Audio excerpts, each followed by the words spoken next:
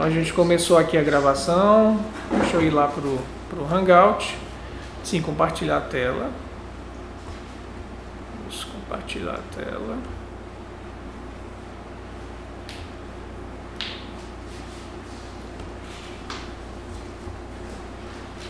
Pessoal, compartilhei a tela com vocês. Tá aí, vocês estão vendo? Olá, pessoal. Tá todo mundo vendo? Israel, dê um joinha aí para ver se você... Diego.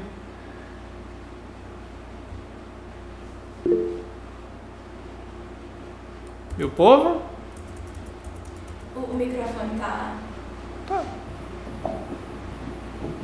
Israel. Ok. Aparecendo. Pronto, tá aparecendo. Oi. Diego, apareceu aí? Acabei de voltar aqui. Tá, Diego. Ele tá aqui. Opa, meninas. E aí? O primeiro de tudo. Espero que gostem.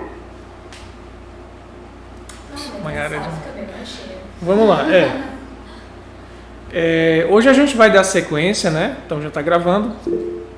Olá, quem estiver assistindo de manhã, bom dia, de noite, boa noite, de tarde, boa tarde, né? O vídeo está sendo gravado e vai depois para o YouTube. Então, o pessoal assiste, tem vários inscritos no canal. Se inscreva no canal, ative o sininho, o que você não sabe. A gente está seguindo hoje no capítulo 20 de Mateus, né? Reta final de Mateus, com um tema que é mais do que atual, que é sobre o serviço. Então, semana passada, Isabela e Ismael iniciaram esse assunto, quando Jesus fala que o Filho do Homem não veio para ser servido, mas para servir, e recapitulando aquele contexto de que Tiago, Maior e João, né, os dois irmãos, estavam ali junto com a mãe deles, querendo um lugarzinho privilegiado no reino de Jesus. Né? Eles querendo, olha, eu quero ficar do seu lado direito, eu quero ficar lá do seu lado esquerdo, e Jesus dá a lição: se você quer ser grande, seja o servidor. Essa é a grande lição.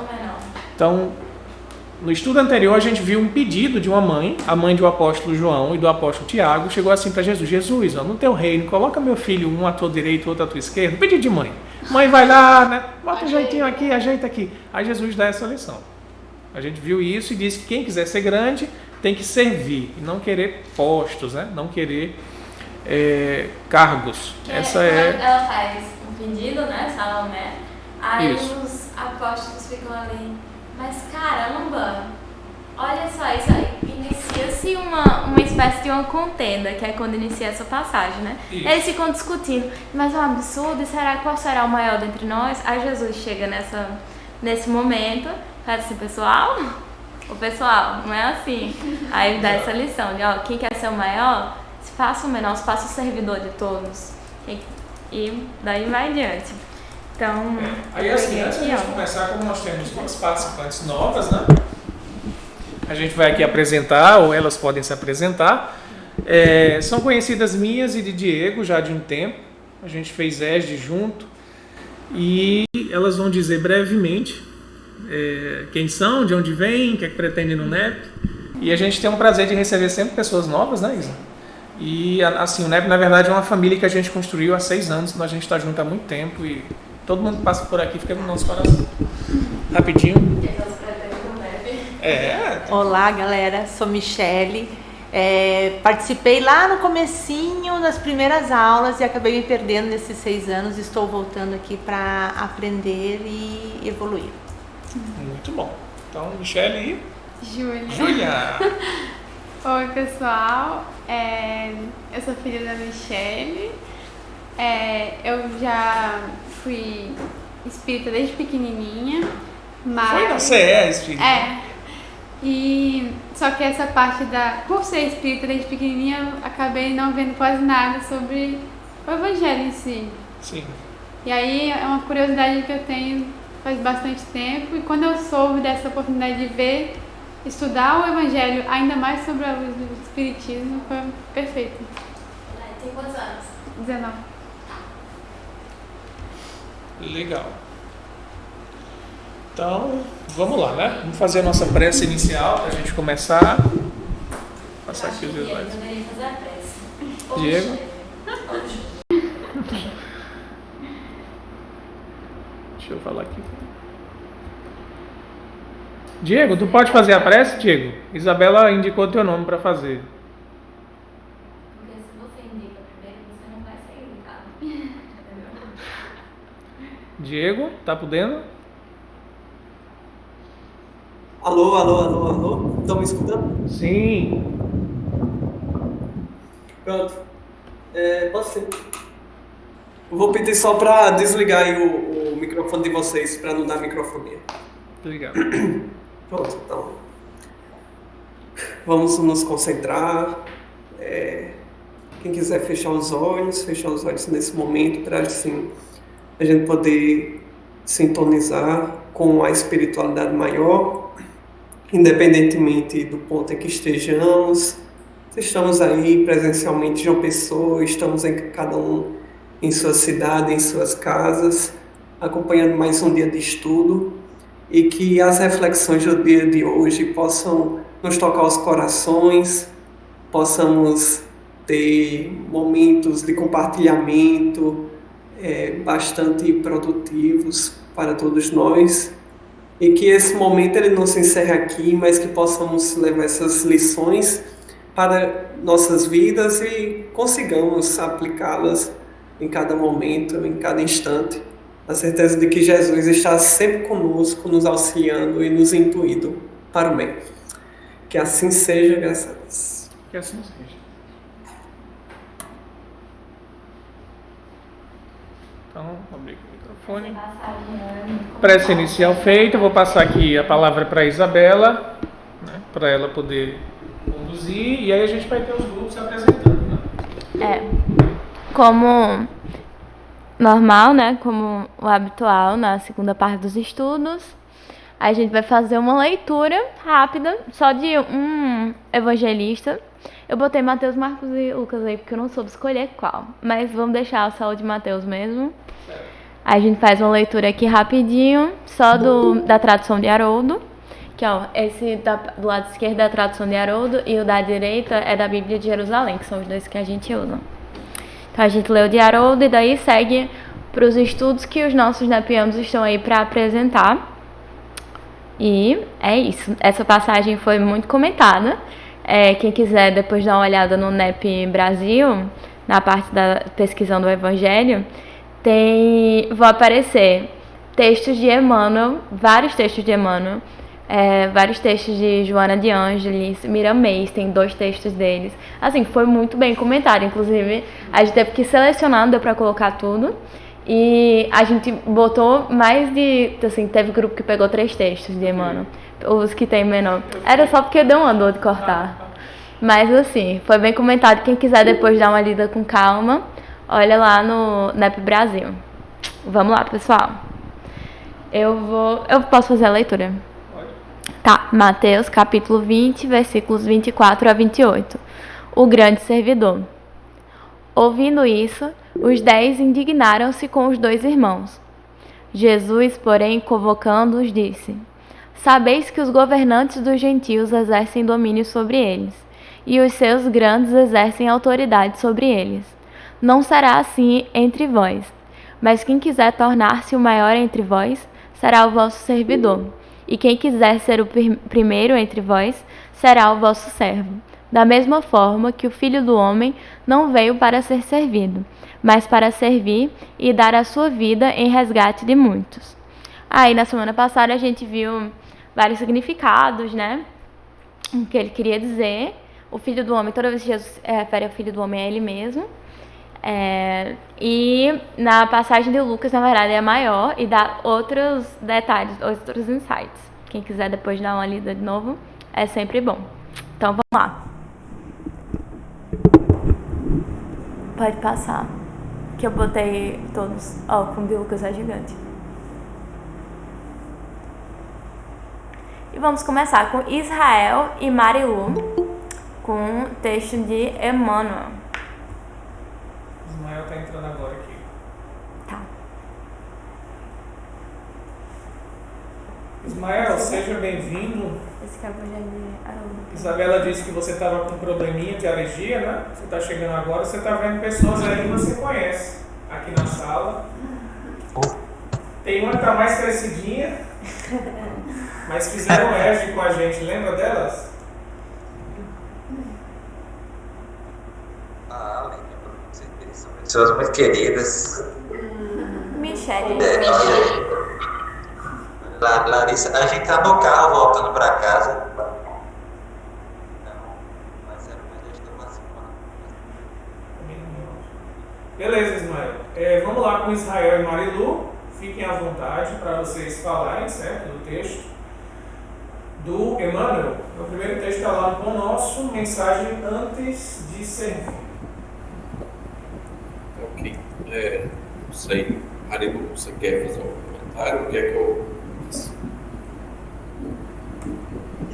Tanto faz, Israel. Posso começar? Pode ser? Posso comentar? Tá bem. Então, nós temos 3 textos, né? Um é o do Pão Nosso, que o tema central que é ali do trabalho prepondera na natureza. O outro é fonte viva, que é a natureza do laboratório, que deve ser visto como processo natural de evolução. E o outro é do caminho, verdade e vida, que nós extraímos que devemos nos entregar aos imperativos da providência divina, submetendo-nos à sua vontade para o nosso brilhamento. Então, eu fiz um apanhado de todos os textos, né? Eu vou comentar em conjunto porque eles têm a mesma ideia, né? Que em todos os reinos da natureza, inferiores ou mais evoluídos, micro ou macrocosmos, todos dão exemplo de cooperação, convergindo para um só propósito, que é a promoção da harmonia e do progresso do planeta.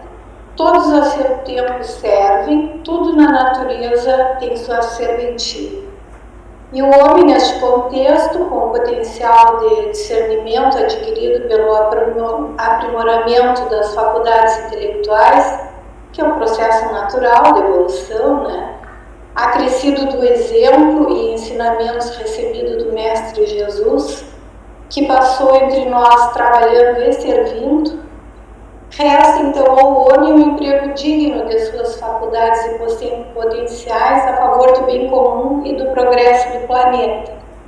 À medida que vamos colocando nossa vontade no aproveitamento da oportunidade de servir, iremos verificar que o resultado desta ação desencadeará um processo libertador, pois desempenhando bem uma tarefa na área do bem comum, nos habilitamos a compromissos maiores numa caminhada libertadora, pois para servir temos que sair da zona de conforto, acomodação, vencer os desafios do egoísmo, do orgulho, enfim. E assim vamos nos libertando desses entraves que retardam nossa felicidade e progresso coletivo. Aquele que serve, tendo o Mestre Jesus como modelo e guia, é o primeiro beneficiado, pois caminha para ele, se submetendo à ação misericordiosa da providência divina pelo processo de burilamento pessoal. Era isso, meus irmãos. Israel, então, com a palavra.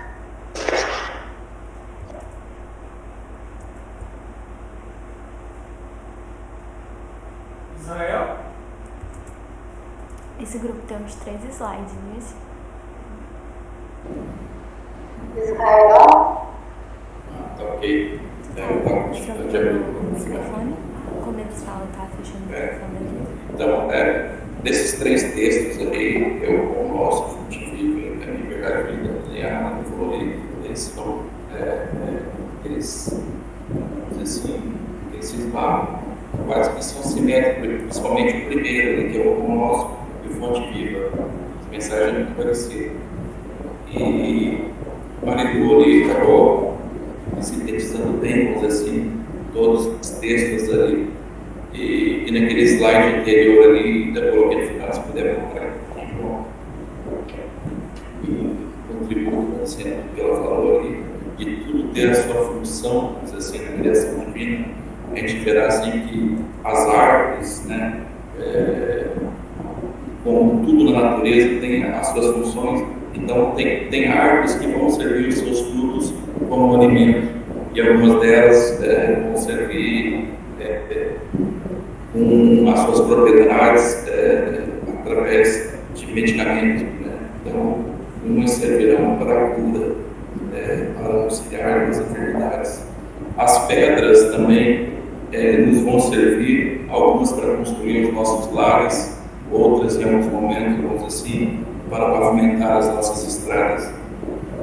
E coloquei ali em resumo esse primeiro texto ali, que eu coloquei em asterisco, depois sendo assim, não há ninguém, né, ou algo na criação divina que não tenha algo a dar, algo a oferecer, ou algo a ensinar, ou algo a aprender mesmo. E que não possa bem servir, né? Então todos nós estamos dentro desse contributo entre que Deus criou, contribuindo nessa sua criação, né? Com o nosso trabalho, né? Com auxílio ao próximo. Pode botar aqui os slides ali, João, por favor.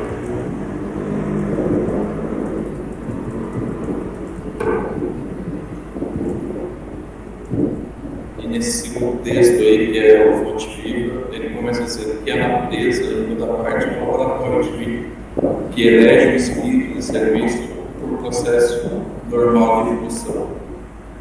Que o tempo ajuda as flores, permutando os princípios de vida. As flores produzirão frutos abençoados. Os rios fiam-se ao mar. O mar faz a nuvem fecundante. Por manter a vida humana no estágio que se encontra, milhares de animais morrem na terra, de hora em hora, dando carne e sangue a benefício dos homens, nos vindo através do alimento, né, como alimento. E começa também o texto dizendo que quem não se põe no trabalho de servir ao próximo, ou que não estima o trabalho, sempre vive reclamando, né, qualquer coisa.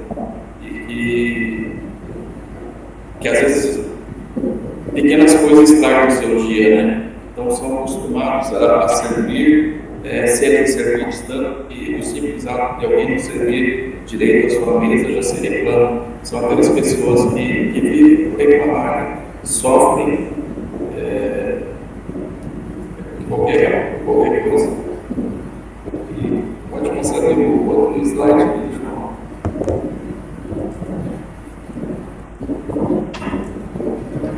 Nesse último slide, ele quer o livro Caminho, Verdade e Vida. Ele vem e nos diz que, desde as eras mais remotas, os movimentos religiosos se debruçam para a obtenção de favores terrestres, erguendo templos em homenagem às divindades, buscando seus favores naqueles momentos de dificuldades e de calamidade, não só buscando a divindade, como toda dificuldade. Deus era comprometido apenas através dos dias felizes. Deus era compreendido apenas através dos dias felizes. E Cristo vem e inaugura uma nova era, né? A era de humildade, através da sua postura de humildade e amor e trabalho, deixou o seu exemplo.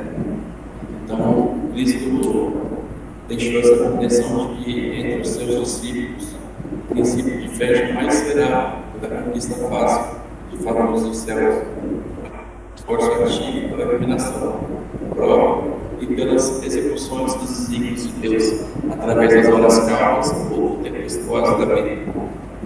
A lição do Mestre constitui-nos obrigação primária para entregar-nos humildes aos sábios imperativos da providência, submetendo-nos à vontade justa e misericordiosa de Deus, para que sejamos aprimorados em suas mãos. Eu acho que é isso, nossos textos aí. Bom.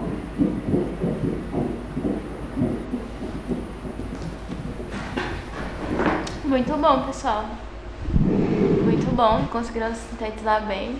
E realmente os textos, não por engano, ficaram bem falando da mesma coisa, né? Emmanuel batendo na tecla do serviço, desse imperativo divino, de como o nosso mestre veio exemplificar da forma mais perfeita pra gente, pra que ninguém olvidasse isso ou se deixasse enganar ou iludir, como aconteceu por muito tempo mesmo, pelos que pegaram o símbolo da cruz, né, e se disseram cristãos, mas que acabaram perdendo o senso do serviço, né? A gente tem que sempre permanecer com esse sentimento de serviço, senão a gente não vai estar fazendo o que deveria.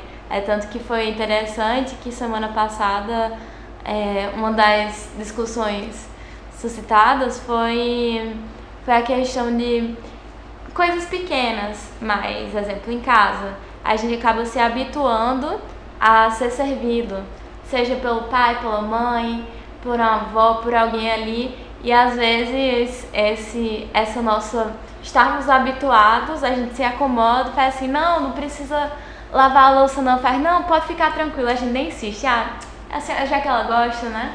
Mas na verdade a gente tem que ter esse senso de serviço em todos os momentos, daí insistir mesmo e fazer, a gente tem que ver no sentido prático da coisa.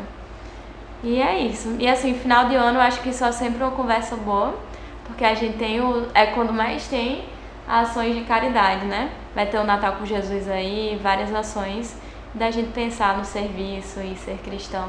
É sempre bom nesses momentos também. Passando para o próximo grupo, ou alguém que quer comentar? A gente pode comentar também, certo? Eles apresentam o conteúdo que eles viram nos textos, né? Essa forma de a gente colocar o dever de casa, explicando até para as meninas que estão aqui, pode chamar de menina também, né? Pode. Para as meninas que estão aqui, é para a gente poder fazer com que todo mundo participe. Porque assim, tudo bem, tem uma dupla responsável naquela semana, né, para preparar os slides e tal. Mas se você deixa só com a dupla tudo, os outros ficam meio que de bobeira, ali só esperando, só parado ouvindo. Então quando você distribui textos, a gente pega, em geral são 5 textos para cada encontro dos comentários espirituais. E aí a gente tem cerca de 20 participantes, às vezes 15 estão mais ativos. Aí fica 3 pessoas para cada texto. Então digamos que uma semana fique eu e vocês duas. Aí nós 3, durante a semana, trocamos figurinhas. Olha, eu achei legal esse parágrafo aqui, chamou a atenção esse trecho, a mensagem de Emmanuel, aí coloca uma imagem no slide, sabe? Aí manda para a dupla compila todos os slides e mostra aqui na hora a gente vai falar. Então o que está aí colocado de imagens, aquela outra que estava com a imagem da natureza foi a dupla, foi Israel e Marilu que fizeram, sugeriram e a gente constrói os slides. Então é uma construção coletiva, na verdade, né? E é bom porque todo mundo, toda semana, de alguma forma, está mais ativo e não fica ali só na retaguarda. Salvo pessoas que, não, próxima semana eu vou ter uma viagem, ter uma palestra, aí já disse que não vai poder participar, tá bom? Pronto, vamos seguindo, né? Vamos seguindo com o próximo grupo, o tempo anda, a gente vai ver... Grupo número 2, Diego e Luigi. Diego e Luigi que Luigi está no Chile ainda, voltou, estava no mestrado, né? É um homem internacional. Eu sei que já que ele está no Brasil. Sei que ele faz todas as figurinhas, quem faz é ele. Luigi é de Salvador, mas estava fazendo mestrado no Chile, a gente não sabe. E do nada a gente viu ele na Paraíba no congresso. Ele veio pro congresso. É um homem internacional, Ele é internacional. Então, tá aí mais um texto de Emmanuel, né? Emmanuel que quase sempre assim bomba em todas as... Emmanuel comentou mais de 1000 versículos bíblicos. Se você pegar toda a coleção de Emmanuel que Chico escreveu, e a gente catalogou tudo isso junto com o pessoal de Minas, e a gente colocou no site, que é o nosso site, nepbrasil.org. nepbrasil.org. Então, o que você quiser saber, João, a passagem sobre Jesus e Herodes, quem comenta isso? Você vai lá no Nep Brasil, ferramenta pesquisando o Evangelho, digita o versículo tal e sai o relatório. Joana de Ângeles, livro tal. Exato. Mas foi um trabalho assim árduo no começo, a gente saiu pegando materiais de vários grupos do Brasil, juntamos um site, lá tem mais de 4.000 referências já colocadas. Antigamente eram, como é o nome? Umas planilhas do Excel, né? Antigamente a gente via só planilha, agora a gente criou um site, aí tem um grupo no Brasil, que é esse movimento NEP Brasil, de vários coordenadores, o Haroldo tá junto, o Saulo, o pessoal de Minas, sabe? Então a gente criou uma força-tarefa e aí tá tudo concentrado no site. Depois vocês dão uma olhadinha lá. Certo? Vamos lá, Diego está com a palavra, né? Já que nosso companheiro Luigi, pelo que eu estou vendo aqui, não está podendo. Então, Diego, palavra é sua, amigo. Opa, beleza. Então, justamente como o João falou, o Luigi ele não pôde participar, né? E aí, no caso, a gente ficou com 2 textos, não foi só um texto do Emmanuel, né? E aí, Emmanuel sempre com o seu grande poder de síntese, né? O primeiro texto é Política Divina. E assim, eu achei sensacional esse texto, porque ele reflete muito o período atual que a gente está vivendo. Mayara está falando aqui que o slide tem dedo de Luigi. Com certeza, não se preocupe, os slides foram feitos Tem toda a mão de Luigi, é toda essa arte. E aí, basicamente, o primeiro texto, ele parte de uma pergunta, que é o seguinte: é necessário respirar o clima da política administrativa para a realização do nosso ministério particular? E aí Emmanuel vai perguntar justamente isso, e se perguntar sobre a importância real da questão política, administrativa. E aí ficou engraçado, né, que aí Luigi brincou aqui um pouco lá no texto. Emmanuel, ele fala que existem as plataformas, a plataforma do Evangelho Redentor, que aí são todas essas dicas aí que o Emmanuel traz sobre compilando, né, alguns ensinos de Jesus. A gente selecionou 9, lá tem 11, né, mas aí a gente selecionou 9 só para exemplificar, né. E aí o Luigi brincou aqui e botou, né, as portarias da política do amor, porque o texto brinca justamente com essa questão de qual é a diferença entre a política administrativa e a política do amor, né? E aí essa política administrativa, ela se baseia em trajes, no serviço próprio, e a política do amor é a ausência de decretos, de portarias, isenção de indumentárias, administrar servindo, né? Ou seja, em um você tem uma política que majoritariamente ela está a serviço do individual, enquanto que na política do amor você está ali como alguém que está a servir, né? Tanto que essas portarias da política do amor que a gente destaca e que o Emmanuel destaca, autenticadas pela autoridade máxima do Locke, né? Senhor Ilustríssimo Nosso Senhor Jesus Cristo, que Luigi botou aqui, né? Aí tem alguns, né? Ama o próximo como a ti mesmo, cessa o egoísmo da animalidade primitiva, faz o bem aos que te fazem mal, abençoa os que te perseguem, caluniam, ora pela paz dos que te ferem, e por aí vai, né? Um trecho que, assim, eu gostei muito desse texto de Emmanuel. Eu gostei do parágrafo final, né, que ele não está destacado aí, mas aí eu vou abrir aqui no meu documento Word, porque Emmanuel ele fala mais ou menos assim, que não é que a política humana ela não seja importante. Emmanuel inclusive diz que o pessoal que faz a política administrativa, a política terrena, eles são emissários divinos, né? E aí quando a gente para pensar, né, emissário divino, né, é porque eles são muito importantes, né? Se não fossem essas pessoas que administram, né, que cuidam dessa organização, da burocracia, a gente dificilmente teria uma organização aqui na Terra. Então a gente tem que reconhecer que os políticos são importantes, os setores burocráticos eles são importantes, tudo isso é importante, a política é extremamente importante.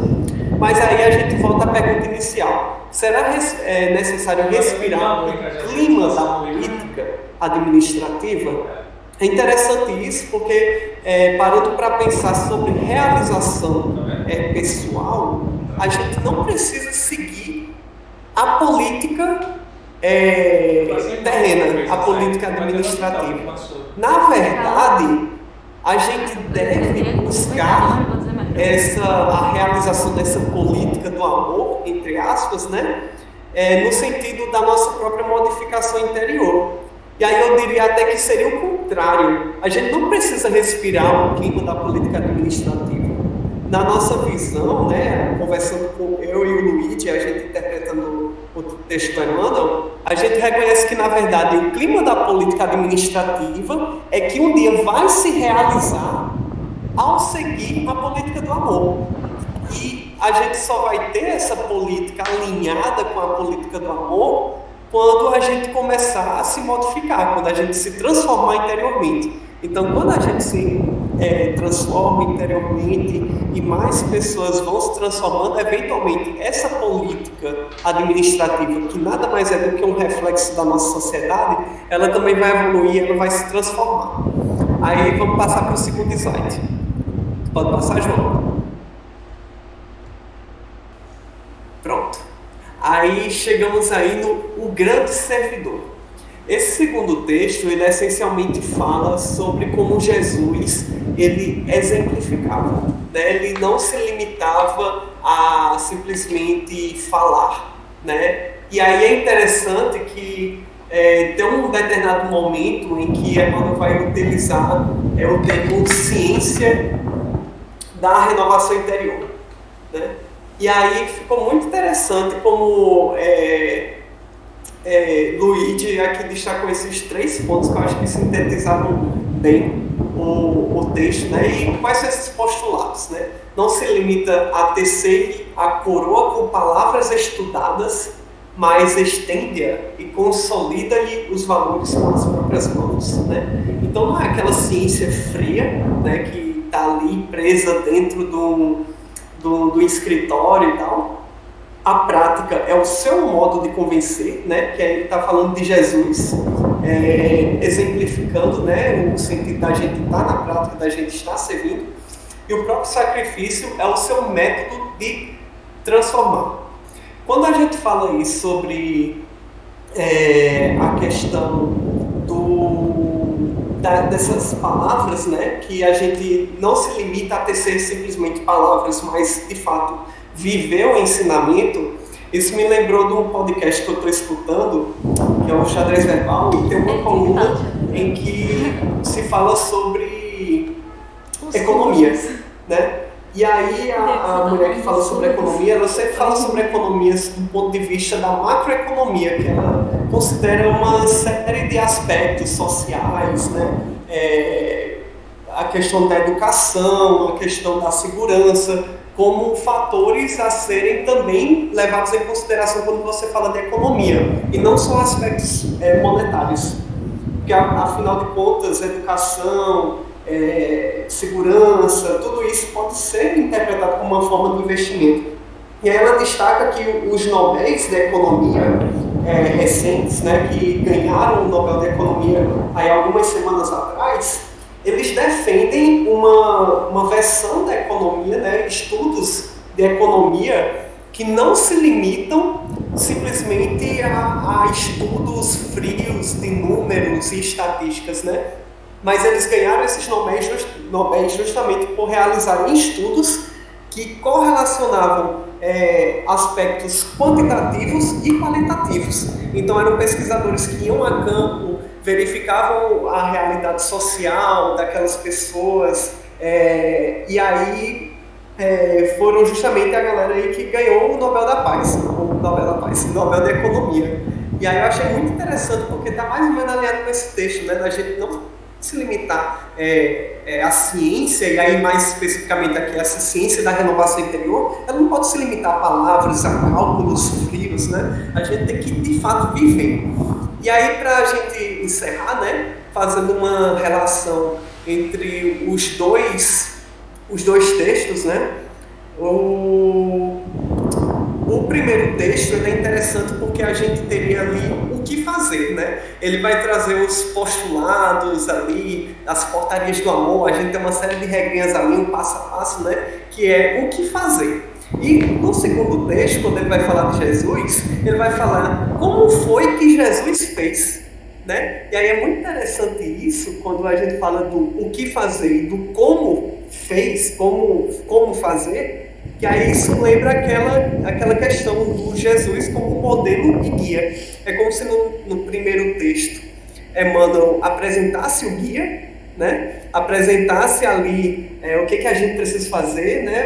Quais são os pontos, e no segundo texto ele apresentasse um modelo, que é como foi que Jesus seguiu aquilo que ele estava ensinando, né? Luigi ainda destacou também a figura do Bezerra de Menezes, né? Que eu deveria ter falado antes, no primeiro texto, quando ele fala sobre essa questão da política eventualmente se espiritualizar e de você ter ali a exemplificação na Terra, né, dessa política do amor. E Bezerra de Menezes, sem dúvida, foi um grande espírito ali, né, que não só foi político de fato terreno, né, político administrativo, como também exemplificou, né, com suas grandes lições e deixou aí seu legado aqui no nosso Brasil.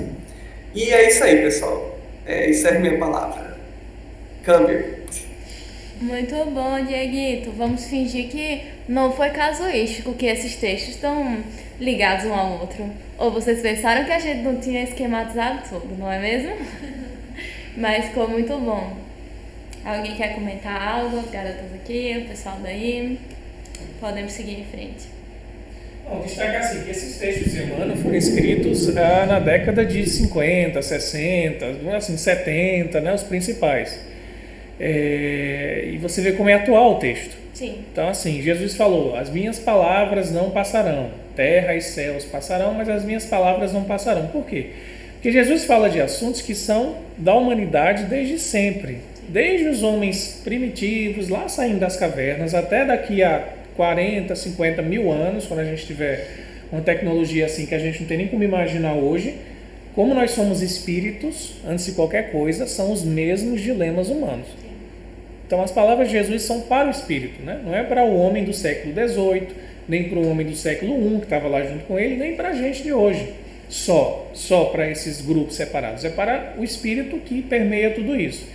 Então, Emmanuel, como um grande comentador, a gente considera o maior, e é de fato dentro do meio espírita, ele também segue nessa mesma linha de colocar interpretações que elas vão servir para os dilemas futuros. Então, são obras de vanguarda, né? A codificação de Kardec vai servir por muitos anos, que é uma revelação espiritual, não é uma coisa que veio só por um tempo.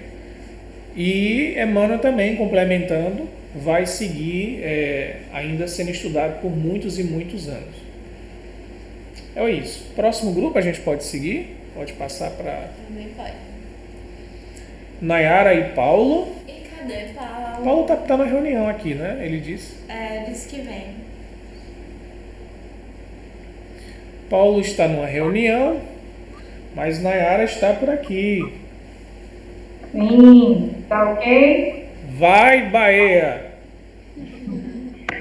Oi, gente, eu vou ficar devendo um pouquinho o texto. Isa, se você puder dar uma força aí também, tá? Tá bom.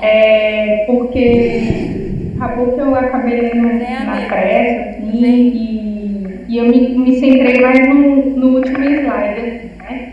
Mas, Emmanuel, ele começa o texto falando assim, né? Nos variados setores da experiência humana, encontramos as mais diversas criaturas a buscar posições de destaque e postos de diretiva. Então, ao longo do texto, que é o que está aí mostrando nesse primeiro slide, ele vai fazendo essa comparação, né? De como que a gente vai busca esses destaques na nossa vida, né? E aí eu gostei dessa frase aí, que diz que todos os caminhos subordinados às mesmas leis, elevando-se hoje para descer amanhã.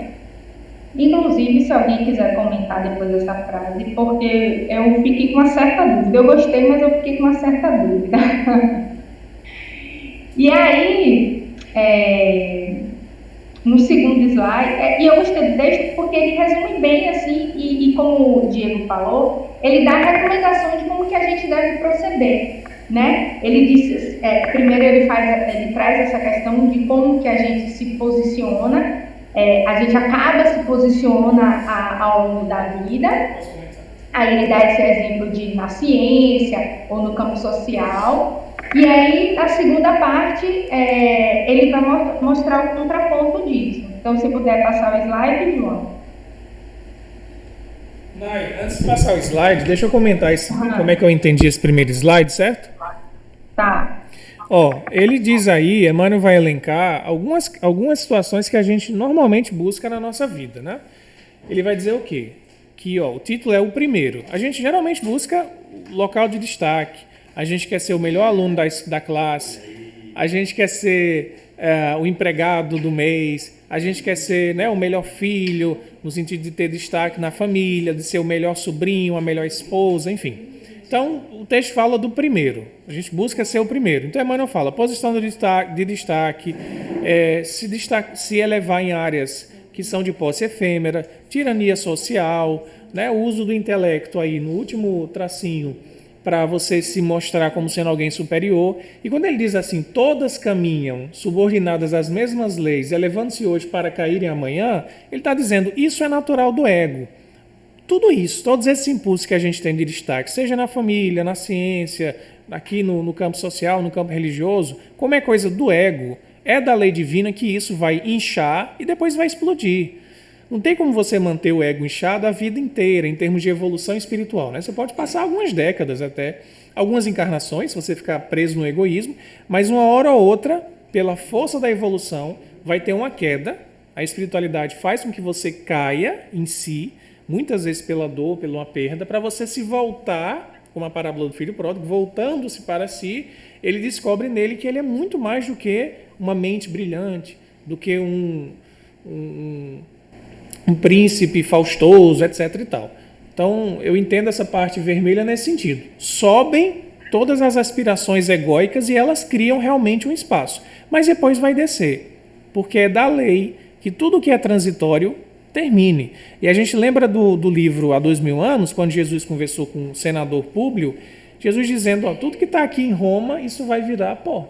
E ele sabia disso, né? Porque é uma civilização que foi baseada no orgulho dos romanos, nos patrícios, em toda a tradição de se achar um povo superior, na tirania dos imperadores, enfim. E Jesus sabia que isso não tem perpetuidade, há um prazo de validade. O prazo quem vai dar somos nós. A gente ficar teimoso, insistindo, a gente vai sofrer, cresce ego, ganha um destaque, sofre. Cresce ego, ganha um destaque, sofre. A gente cansa.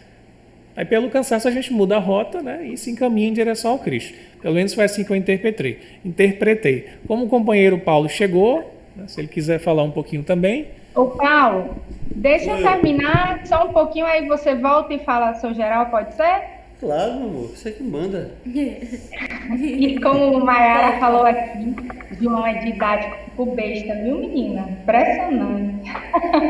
O que foi? Diz que eu sou muito didático. Então tá, aí né, essa segunda parte. Aí que ele vai dizer como a gente deve proceder. Tá com eco, não tá? Tá, agora eu cortei. Ok, agora já foi. Só que aí, eu até comentei lá com os meninos que a todo momento que eu estava lendo um texto, ele fala muito disso de, como diz aqui esse último trechinho do vermelho, né? A chefia durável pertence aos que se ausentam de si mesmos, buscando os semelhantes para servir, renunciando à concretização dos sonhos pessoais em favor das realizações coletivas. Eu não sei se eu peguei influência, porque eu estava lendo um texto anterior, estava escutando um vídeo anterior, falando dessa coisa de que às vezes a gente,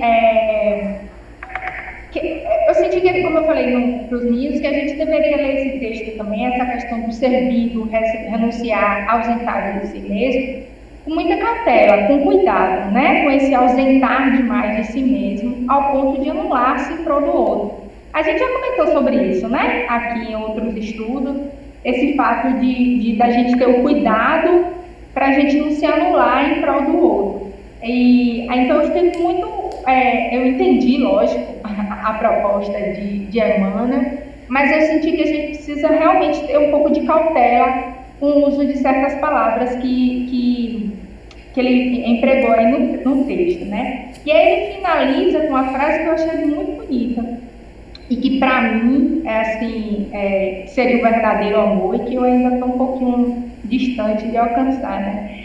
É que ele diz assim: e por amar todos sem reclamar amor para si, embora na condição de servo de todos, faz-se amado da vida, que nele concentra seus interesses fundamentais, né? Então eu acho que assim, E aí eu, como eu comentei lá também, a gente faz eu tenho feito um esforço assim, das minhas relações para na hora de amar eu não criar muita expectativa em relação ao sentimento do outro, né? E aí, para eu não criar muita expectativa, acabar me frustrando e pensando no amor só para mim, né? Então eu tenho me colocado como exercício, refletir quando eu me sinto frustrada em relação a alguém. Aí eu sempre tenho aquela perguntinha na cabeça, né? Mas o que você está esperando de retorno? O que você quer esse retorno da pessoa? Né? Ou então assim, mas a pessoa tinha obrigação de retornar na mesma moeda para você? E é um exercício que tem funcionado, assim, sabe? Para eu controlar as minhas expectativas e simplesmente amar. Fazer sem esperar nada em troca, né? Sempre que eu percebo esse sentimento de frustração, eu questionar por que eu estou me sentindo frustrada. E aí eu vou muitas vezes ver porque eu estou buscando algo em troca. E essa não é a ideia, né? E essa frase de Emmanuel no final me lembrou muito desse exercício que eu tenho feito. Acho que foi isso. Vamos para a aula. Salva aí. Maravilhosa! Muito bem, companheira. Maravilhosa! Muito bem, minha amiga. Eu queria começar pelo que você estava falando aí, essa sua preocupação com a questão do anular-se, né? Porque uma coisa é a gente, a renúncia de si mesmo em prol do outro é uma questão de espíritos evoluídos, né? O anular-se, ele é uma violência, né? Então, quando eu renuncio, eu não estou me anulando. É porque eu já compreendi que a minha satisfação está no servir o outro, né? Aquilo que me preenche verdadeiramente. Agora, existem os casos em que a pessoa ela subordina o outro, né? Ela atua de tal forma sobre o outro que ele se anula, perde a sua identidade, né? Perde a sua identidade. E aí isso aí é uma violência que se pratica. Então, essa é a diferença que existe entre a proposta de Emmanuel e essa preocupação que você trouxe, né? Mas assim, eu acho que o que foi assim colocado, o João já explicou, né, muito bem, que nós temos que refletir muito sobre quais são as nossas intenções naquilo que a gente faz, naquilo que a gente executa. Porque o problema não está em você se destacar, porque numa sociedade alguém vai se destacar em algum lugar, né? A questão está o que é que você investe, o que é que você nutre para você alcançar aquele lugar, né? Teu objetivo ele é tão somente se destacar, ser reconhecido pelos homens, pelas pessoas como alguém diferenciado, porque aí por trás disso tem todo um ego, tem toda uma vaidade nociva à própria pessoa que está ali comandando as coisas. E isso daí faz com que realmente as quedas sejam muito grandes, né? Quanto mais a pessoa se eleva sobre aí um monte de areia, logo vem o vendaval, derruba e você cai feio, né? Especialmente quando você desencarna, você vai ver então o que é que conta verdadeiramente no lado espiritual. Então, qual é a bagagem que a gente está construindo para levar para o mundo espiritual, né? Então, é isso. Do irmão Jacó, né? Ele chega lá, fez várias coisas. E Jacó tem um agravante, porque na verdade ele trabalhou muito. Na verdade, Jacó serve como um grande exemplo para todos nós, porque ele trabalhou muito, fez muito pelo movimento espírita. Mas a gente precisa entender que a reforma ela é íntima, né? Então, essa luz que brilha lá do outro lado é uma transformação íntima. Não adianta, eu posso vir aqui da federação 7 dias por semana, passar aqui 10 horas por dia, e isso não vai significar nada em termos de evolução moral. Por isso que a questão 919 dos Espíritos é essa que precisa ser por nós. Aquela experiência precisa, que Santo Agostinho nos ensina, é que a gente precisa perseguir. Câmbio. Vamos lá que a gente tem mais dois grupos, né? São 2 textos de Joana de Ângeles, salvo engano. Deixa eu só dar uma olhadinha aqui. Isso. Primeiro texto está lá em Florações Evangélicas, capítulo 31, com a duplinha André Gaioso e Maiara Maia. André Gaioso, que sempre no final das reuniões, as meninas estão chegando, ele toca violão, a prece final é sempre musicada. Olha então, só, tem o esse, slide de André e Maiara, o único sem imagem. Não, acho que o meu também. Olha o meu só. também é, porque O foi seu só um também. trechinho, o meu e de Larissa. Tá bem assim, né? Mas enfim, Joana, nossa querida mentora, né? Assim, tem toda aquela linguagem psicológica, mas nesse livro, Florações Evangélicas, é interessante que não é um livro com aquele estilo que a gente está mais acostumado a ver. Ela é um pouco mais light, até no vocabulário, assim, usa palavras até mais fáceis de a gente entender. De vez em quando aparece uma ou outra, mas não é tanto como a série psicológica, sabe? Aqui ela é mais light, ela cita versículos do Novo Testamento e ela faz comentários. Mas aí, passando a palavra para Andrezinho e para Maiara, fiquem à vontade.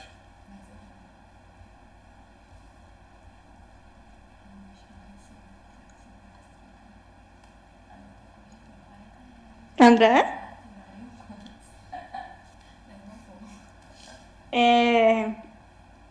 Gordinho, e aí, cadê tu? Eu estou aqui, quer que eu comece? Vá, por favor. Pois não. Só quero dizer antes que Isabela poderia ter ajudado a gente, colocado uma imagem, né? Mas tudo bem. Eles mandaram texto, esse grupo e o teu grupo. Olha, eu reitero o que João disse. Fiquei muito feliz, porque normalmente eu tenho muita dificuldade de texto de Joana. Eu acho extremamente complexo. Esse eu achei um texto mais claro, as palavras escolhidas foram palavras mais claras, mais usuais. A mensagem é sobre humildade e a gente pescou esses pontos que não estão em ordem cronológica da forma como ela escreveu.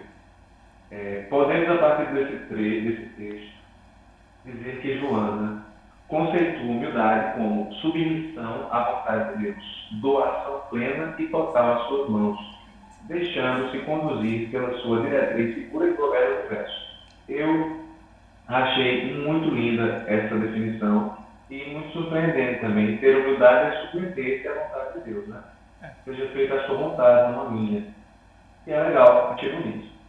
A humildade ela se manifesta por meio de alguns fenômenos ou virtudes que são metas de todos nós. Quando nós renunciamos a algo em prol de alguém, isso já foi comentado. Quando nós perdoamos a nós mesmos e a outrem, isso é um fenômeno de humildade. O auto-perdão, especialmente, né, porque você entende que você é um ser encarnado, imperfeito. Então, quando você consegue se auto-perdoar, isso também é um gesto de humildade. Eu acho legal esse viés que se depreende a partir do texto dela. Quando você faz o bem de forma discreta, você está sendo humilde. Quando você é indulgente, você é beneficente. E aí ela dá um exemplo legal, que também já foi na linha do que já foi comentado na noite de hoje, que humildade também é aceitar as tarefas que nós somos designados a fazer. Toda sorte de tarefa tem sua relevância. No Livro dos Espíritos há um conceito de trabalho, né, da lei do trabalho, no livro 17, em que se diz que toda atividade útil é trabalho. Então, toda e qualquer tarefa que nos é solicitada fazer tem grande relevância. E aceitar aquela ou aquelas que são mais simples e que nos projetam menos, nos deixam mais nos bastidores, no silêncio, é também um gesto de humildade. Falei demais, né? Vai lá. Só tem esse slide. Só tem só? É porque é curto o texto. O meu também só tem um, que é um trechozinho. Oi. Foi mal. É muito isso mesmo que o André falou. E assim, é realmente a grande virtude que passa totalmente despercebida aqui na Terra. Porque claramente uma pessoa que se diz humilde, com certeza, ela ainda não adquiriu essa virtude, né? E aí o texto é incrível, gente. É de uma sensibilidade maravilhosa. Eu fiquei muito feliz, assim, foi muito para mim mesmo. E como já foi citado aqui, a linguagem muito, muito fácil.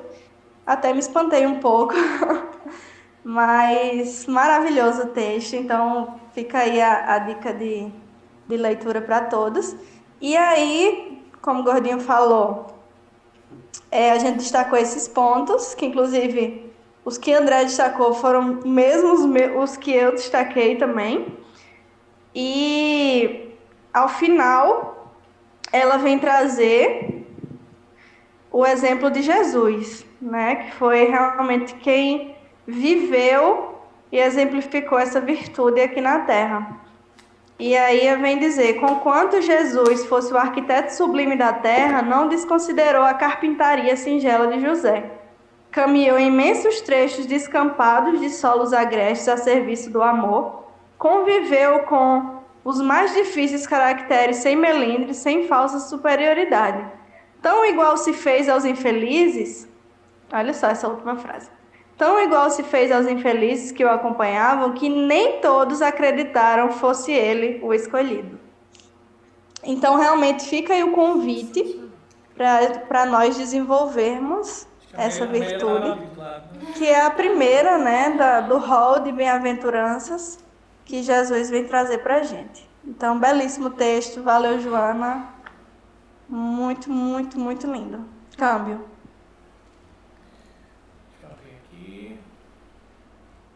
Muito bom, pessoal.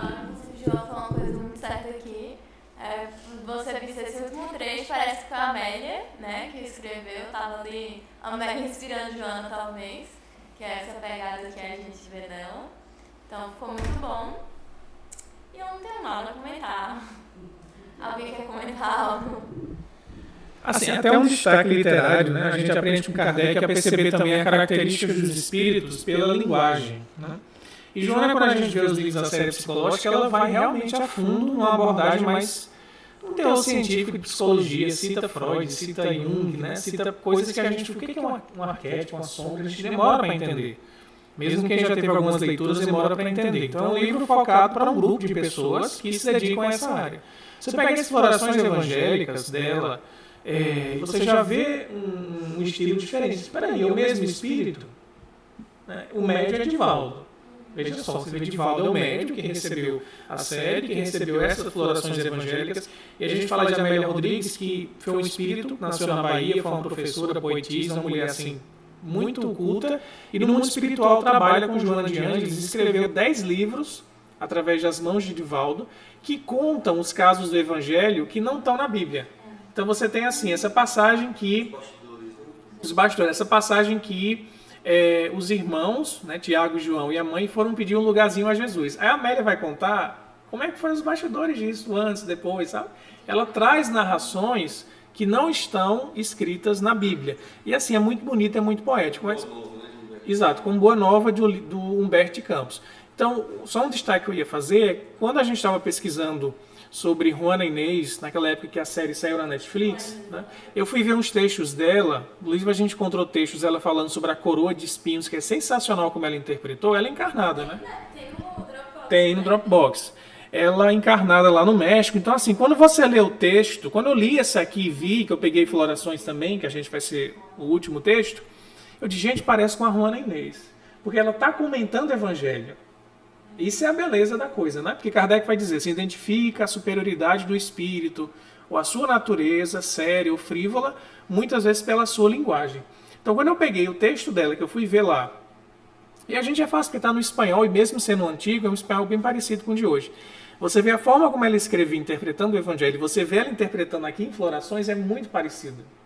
É muito parecido. Eu tive assim, um insight, caramba, é Joana mesmo, só que é a Juana Inês. Ela deixou de lado a psicóloga, né? E voltou àquela personalidade de escritora mexicana, até um pouco teóloga, interpretando as passagens. Ela era uma mulher excepcional. É uma mulher excepcional. Muito mais sentimento, ela era poetisa, né? Então, você pensa assim, a Joana, na série psicológica, é aquela pessoa séria, assim, parece que não tem sentimento. Você está vendo um lado de Joana. É como Kardec também. A gente vê só um lado de Kardec nos textos filosóficos dele. Mas quem conhecia de perto, viu o lado sentimental, as cartas de amor que ele escrevia para a esposa. Então, assim, a gente não pode julgar um espírito só por uma obra, né? A gente é plural. Feito esse adendo, a nossa queridíssima mentora, a gente vai para o último texto, que está comigo, Larissa e Ismael. Um texto sem imagem, mas no final tem imagem, tem um meme, que NEP também é diversão, né? É um texto sem imagem. Ismael tá online, mas ele tá com uma alergia, não sei se ele vai poder falar. E tem também a nossa queridíssima Larissa.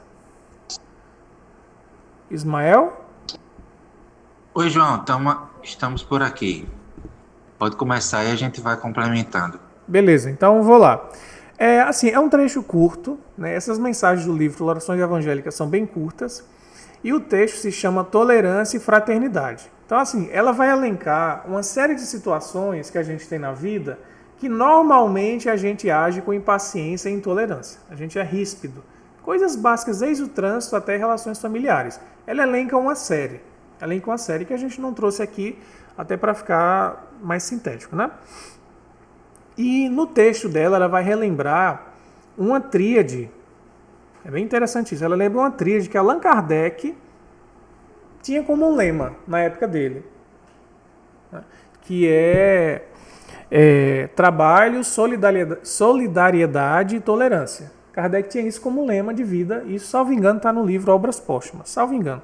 Mas ela cita aí, ela fala, Kardec tinha a tríade, e ela destaca aí tolerância e fraternidade. Fraternidade e solidariedade meio que são irmãs, né? E só não cita a questão do trabalho. E por que ela fala isso em relação ao tema central, que é serviço, né? Eu fiquei pensando. Bom, para você servir alguém, como foi dito há pouco tempo, no próprio caso de Jesus, você tem que conviver com pessoas de todos os tipos. Então, Jesus conviveu com caracteres assim dos mais hostis aos mais agradáveis. E com os hostis, se você não tiver tolerância, não respirar fundo, não tiver fraternidade, você não consegue servir. Você até pensa assim, poxa, eu vou me engajar num trabalho numa casa espírita. Aí chega lá, tem aquele presidente já de 80 anos, com a mentalidade bem do espiritismo do século XIX, naquela coisa, não pode ter jovem, não pode ter música. Você já chega desestimulado, assim, aquela casa bem parada, assim. Todo o respeito que ele tem por estar à frente do trabalho, mas você, poxa, esse senhorzinho podia ser um pouco mais moderninho, né? Você tenta inovar, tenta trazer coisas mais atrativas, assim, diversificadas, e a pessoa não. E você tem que ter toda uma paciência, uma tolerância para ir devagarzinho convivendo com essa pessoa. Você quer servir, mas o chefe não está deixando você servir da melhor forma, né? Então, eu encontrei a relação do título com o tema do serviço por isso, porque sem tolerância e fraternidade você não consegue servir. Não tem como servir. Você pode muitas vezes fazer coisas como filantropia, fazer doações, mas servir de coração, estar ali à disposição do outro, saber se dobrar, saber engolir muita coisa, saber renunciar, tem que ter tolerância. Você pode até fazer por um tempo, mas você não suporta ficar todo aquele tempo ali, né? Só repete aí, pessoal. Oi. Então, você pode fazer. Pode até fazer por um tempo esse serviço, mas vai chegar um momento que você vai estourar, você vai deixar aquilo que está dentro de você expor, e aí você não está servindo, você está só mascarando uma atitude ali. Exatamente. Eu lembro até de uma história, eu acho que foi Haroldo que contou, de um trabalhador espírita, eu não sei nem que não estou imaginando a pessoa realmente da história, mas estavam contando sobre um trabalhador que ele estava fazendo a campanha do quilo. Trabalhador que realmente estava habituado a servir, estava fazendo trabalho pelo ideal mesmo. E daí ele chegou na casa de uma pessoa e disse, campanha do quilo, que é normalmente como a gente faz campanha do quilo. Um alimento para o centro espírita tal, em nome de Jesus. E daí a pessoa que atendeu a porta cuspiu na cara dele, por ele ser espírita. Foi o que eu tenho com você. Foi? Foi Paulo, não foi Haroldo, não. Foi, eu também. Aí, desculpa, amigo. Aí essa pessoa, eu tô contando certo? Aí ele limpou o rosto assim e fez, tá bom, isso é o que você tem pra mim, mas o que você tem pros pobres. Foi assim? Tem tem uma passagem da irmã Dulce assim também. Irmã Dulce foi pedir dinheiro e aí cuspiram na mão dela. Aí ela falou assim, essa foi pra mim e agora pros meus pobres. Será que foi de Manduça? Será que foi? Agora não sei. Não, aquelas coisas de internet, mas a lição tá valendo. Eu não duvido que ela tenha levado cusparada, como Jesus levou, que a gente viu na passagem recente, não foi? Que ele previu, foi a terceira previsão do Calvário, ele diz, vão cuspir em mim, vão zombar de mim, vão me ridicularizar. Ele foi cuspido, de fato. Então, se Jesus foi cuspido, a gente, né, também vai ser, em algum momento. Seja cuspido com a saliva em si ou com palavras, assim, enfim, que vai ferir, que vai magoar. Então, voltando para a questão de Joana, vamos destacar aqui algumas ideias, né, que a gente selecionou e sintetiza bem. Joana diz assim, ó, tolerância e fraternidade sempre. Em toda e qualquer circunstância, essas duas armas cristãs da não violência podem operar milagres. Talvez aqueles a quem as ofertas recusem-nas momentaneamente. Todavia, ser-te-ão benéficas utilizá-las, já que elas restaurarão tua paz, se a perdeste, ou manterão tua tranquilidade, se a conservas. Então ela fala de armas e fala de não violência, né? É interessante esse jogo assim. Peraí, arma é algo para você atacar, mas ela está falando de não violência. Então, armas entre aspas aí, né? A gente vai para uma batalha, como diria Paulo de Tarso, que é o bom combate, e a gente tem que ter uma munição. Tem que ter uma munição para enfrentar algo. É uma ahimsa, né? Exato. A não violência é o ahimsa de Gandhi, que é um lema de Gandhi que Divaldo, né, até... Não sei se ele recebeu mensagem de Gandhi, mas recebeu mensagem de um grande amigo de Gandhi, que era o Tagore, né? Foi um poeta indiano que lutou pela libertação também. Então tem um ar de Oriente aí perpassando a mensagem. Então a não violência, ou seja, você ter uma atitude de paz e não querer revidar, você desarma o outro. Ele pode gritar, espernear, você neutraliza com a sua paz, né? Então, como ela fala, podem operar milagres. O que é milagre? Coisas admiráveis. Poxa, eu não esperava que isso fosse acontecer. Olha o que aconteceu. Porque você conseguiu manter sua serenidade. Então, para servir de verdade, a gente tem que estar munido dessas duas estratégias, dessas duas armas, que são tolerância e fraternidade. Bom, essa é a lição que a gente tem para trazer, até devido ao tempo também. Abra aí para Ismael e o pessoal comentar como quiserem. Câmbio. João, eu só queria acrescentar, quando você comentava aí da importância dessas duas armas, entre aspas, cristãs aí, tolerância e fraternidade, e em detrimento não, mas complementando a servidão, o ato de servir, eu me lembrei da passagem da Marta e da Maria, né?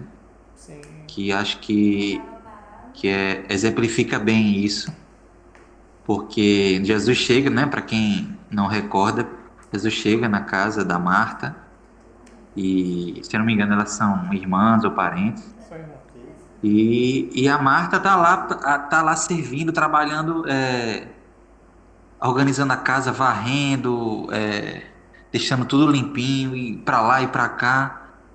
E enquanto Maria está lá ouvindo Jesus, ouvindo os ensinamentos de Jesus, as palavras de Jesus aos pés dele, o reverenciando, dando atenção, servindo de outra forma, né?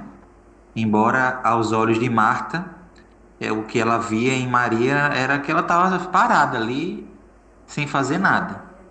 E a importância que a gente tem de não sucumbir ao servilismo, ao servir sem essas duas forças da tolerância e da fraternidade. Faltou a Marta esse doce, esse tempero da fraternidade, de entender a importância de estar junto de Jesus no momento, né? Faltou a boa parte, como o Diego comentou aí.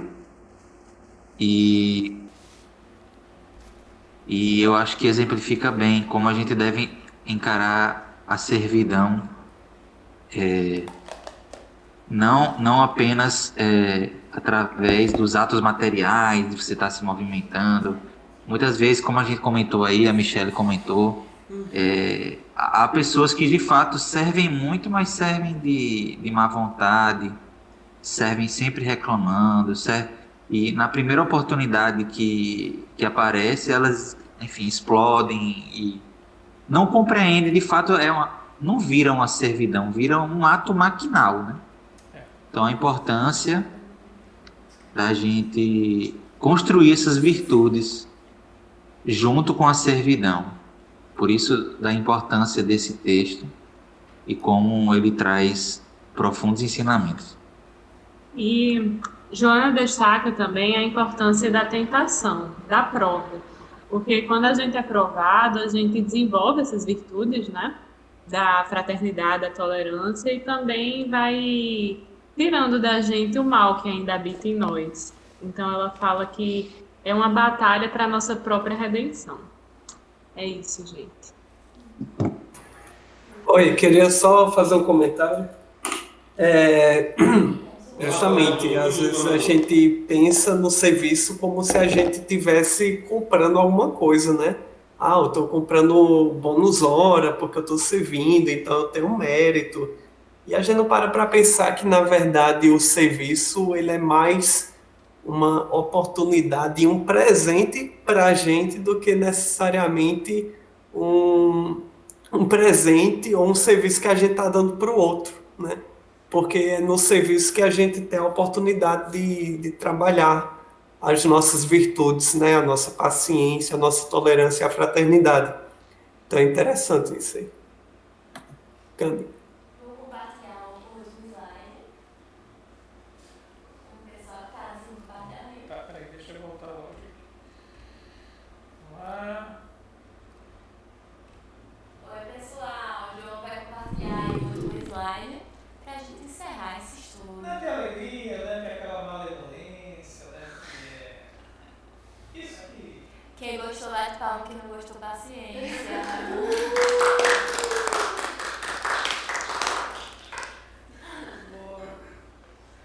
Vamos lá para a prece final com o nosso companheiro. Agora só André, cadê o violão? uma coisinha assim, é que mais uma vez essa questão do servir, a gente tem o nosso lar como sendo o melhor laboratório para nosso exercício nesse sentido, porque é exatamente um local em que a gente não tem nenhum tipo de reconhecimento, né? Algo que venha nos trazer algum tipo de vantagem, alguma recompensa. Então o serviço e o serviço do lar é interessante, que o serviço do lar é um serviço que nunca acaba, né? Então, e aí é um local que a gente precisa realmente estar atento. Primeiro porque a gente fala muito que ama as pessoas que são a nossa família, mas a gente acaba muitas vezes explorando essas pessoas, né? Fazendo-as até de empregadas mesmo, porque a gente faz algo, né? Desarruma, suja, tal, e não faz nem a nossa parte. A gente faz isso, evidentemente, que sobrecarrega uma outra pessoa, que alguém vai ter que fazer aquilo, né? Então, eu achei muito importante a gente refletir sobre o que nós temos feito dentro dos nossos lares, nossas casas, como a gente tem servido, né, ou não, lá dentro.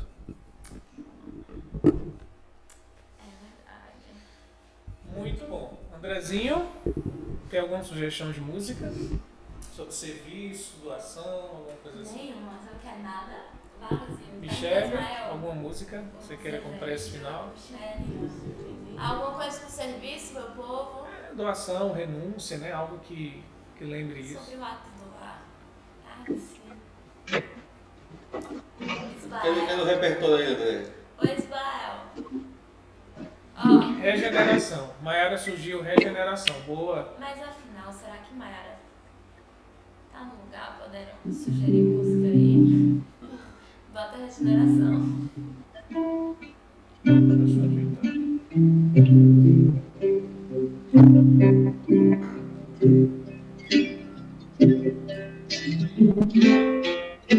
Se a dor estiver na minha mão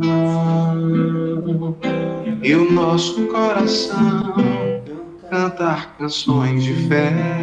Tá escutando? Sim.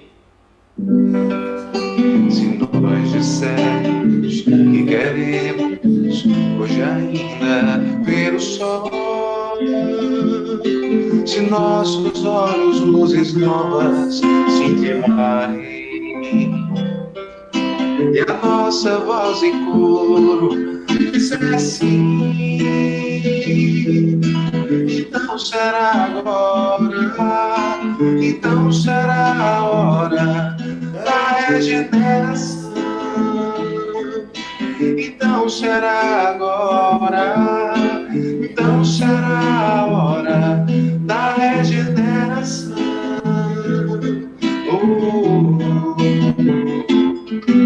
Se a tua mão estiver na minha mão e o nosso coração cantar canções de fé, se nós dissermos que queremos hoje ainda ver o sol, se nossos olhos luzes novas cintilarem e a nossa voz em coro disser sim, então será agora, então será a hora da regeneração. Então será agora, então será